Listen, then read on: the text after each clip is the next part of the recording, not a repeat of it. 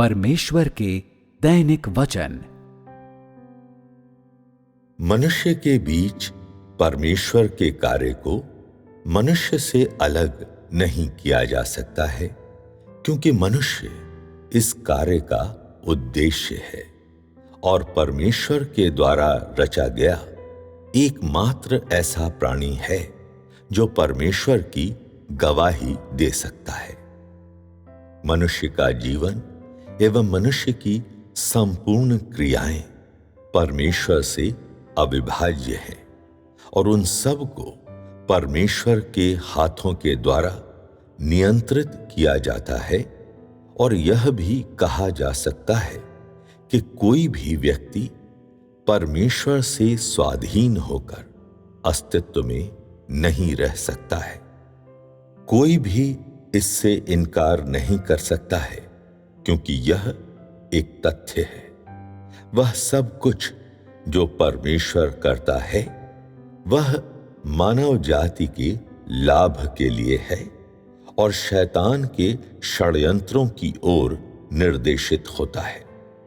वह सब कुछ जिसकी मनुष्य को आवश्यकता होती है वह परमेश्वर की ओर से ही आता है और परमेश्वर ही मनुष्य के जीवन का स्रोत है।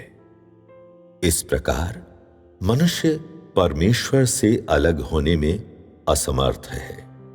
इसके अतिरिक्त परमेश्वर के पास मनुष्य से अलग होने का कभी कोई इरादा नहीं था। वह कार्य जो परमेश्वर करता है वह संपूर्ण मानव जाति के लिए है और उसके विचार हमेशा उदार होते हैं।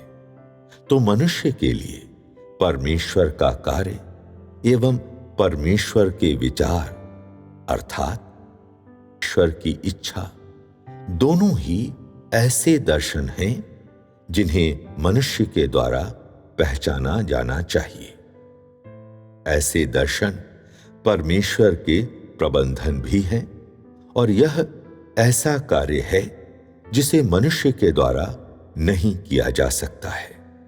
इसी बीच वे अपेक्षाएं जिन्हें परमेश्वर अपने कार्य के दौरान मनुष्य से करता है उन्हें मनुष्य के रीति व्यवहार कहा जाता है। दर्शन स्वयं परमेश्वर के कार्य हैं या मानव जाति के लिए उसकी इच्छा है या उसके कार्य के उद्देश्य एवं महत्व है।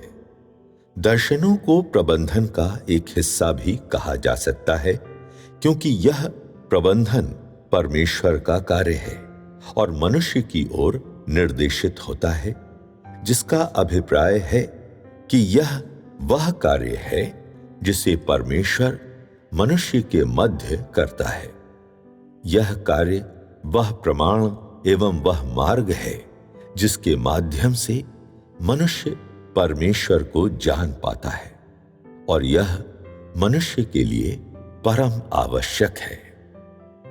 परमेश्वर के कार्य के ज्ञान पर ध्यान देने के बजाय यदि लोग केवल परमेश्वर में विश्वास के सिद्धांतों पर ही ध्यान देते हैं या तुच्छ महत्वहीन ब्यौरों पर ध्यान देते हैं तो वे साधारण तौर पर परमेश्वर को नहीं जान पाएंगे और इसके अतिरिक्त वे परमेश्वर के हृदय के अनुसार नहीं होंगे।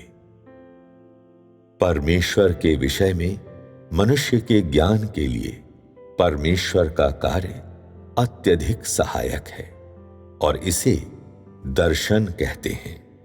ये दर्शन परमेश्वर का कार्य, परमेश्वर की इच्छा और परमेश्वर के कार्य के लक्ष्य एवं महत्व है। वे सब मनुष्य के लाभ के लिए है। रीति व्यवहार उस ओर संकेत करता है जिसे मनुष्य के द्वारा किया जाना चाहिए, यह कि इसे उन प्राणियों द्वारा किया जाना चाहिए जो परमेश्वर का अनुसरण करते हैं। यह मनुष्य का कर्तव्य भी है जिसे मनुष्य को करना चाहिए। वह कोई ऐसा कार्य नहीं है जिसे मनुष्य के द्वारा बिल्कुल प्रारंभ से ही समझा गया था। किंतु ये वे अपेक्षाएं हैं जिन्हें परमेश्वर अपने कार्य के दौरान मनुष्य से करता है। जब परमेश्वर कार्य करता है तो ये अपेक्षाएं क्रमशः और गहरी तथा और उन्नत होती जाती हैं। उदाहरण के लिए, व्यवस्था के युग के दौरान मनुष्य को व्यवस्था का पालन करना पड़ा और अनुग्रह के युग के दौरान मनुष्य को क्रूस उठाना पड़ा था। राज्य का युग भिन्न है। मनुष्य से की गई अपेक्षाएं व्यवस्था के युग एवं अनुग्रह के युग के दौरान की गई अपेक्षाओं की तुलना में कहीं अधिक ऊंची हैं।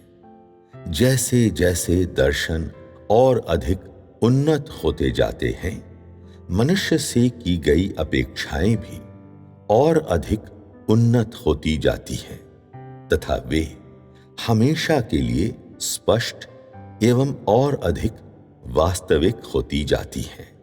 इसी प्रकार दर्शन भी वृहद रूप से वास्तविक हो जाते हैं।